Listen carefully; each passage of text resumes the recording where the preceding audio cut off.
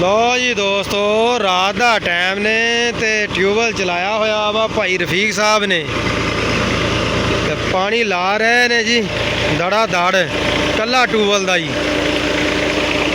ਨਹਿਰੀ ਸ਼ਹਿਰੀ ਕੋਈ ਨਹੀਂ ਤੇ ਕਣਕ ਉਹਨਾਂ ਨੇ ਭਰਨੀ ਸੀ ਮੁੜ ਤੇ ਉਹਨਾਂ ਨੇ ਕਿਹਾ ਚਲੋ ਲਾ ਲੈਂਦੇ ਨੇ। ਆ 5-6 ਦਾ ਪੱਖਾ ਨੇ ਤੇ ਮੈਸੀ 240 ਟਰੈਕਟਰ ਚਲਾ ਰਿਹਾ ਇਹਨੂੰ ਤੇ 6 ਦੀ ਕਹਿ ਲੋ ਕਿ ਅੱਗੇ ਨਾਲ ਲਾਈ ਆ ਤੇ ਪਾਣੀ ਦਾ ਪ੍ਰੈਸ਼ਰ ਚੈੱਕ ਕਰ ਲਓ ਤੁਸੀਂ ਆਪ ਮੁੜ। ਦੂੜਾ ਪੱਟੀ ਜਾ ਰਿਹਾ ਜੀ, ਦੂੜਾ।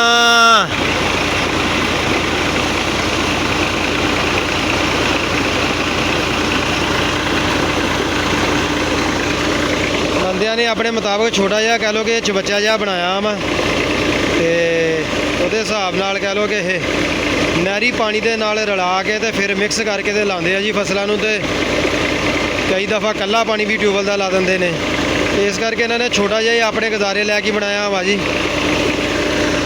ਬਾਕੀ ਪ੍ਰੈਸ਼ਰ ਤੁਸੀਂ ਚੈੱਕ ਕਰੋ ਤੇ ਮੀਟਰ ਵੀ ਤੁਹਾਨੂੰ RPM ਮੀਟਰ ਨੋਟ ਵੀ ਕਰਾਉਂਦੇ ਆ ਤੁਹਾਨੂੰ।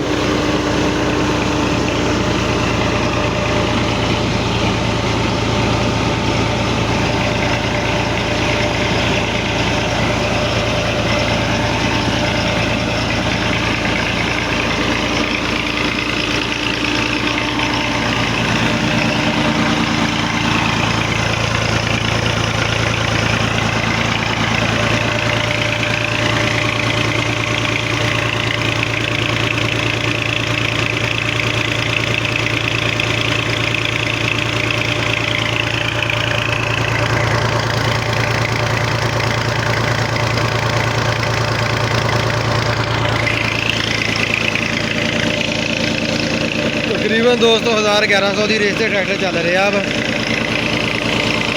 ਬੜਾ ਜ਼ਬਰਦਸਤ ਪ੍ਰੈਸ਼ਰ ਆ ਜੀ, ਬਿਹਤਰੀਨ।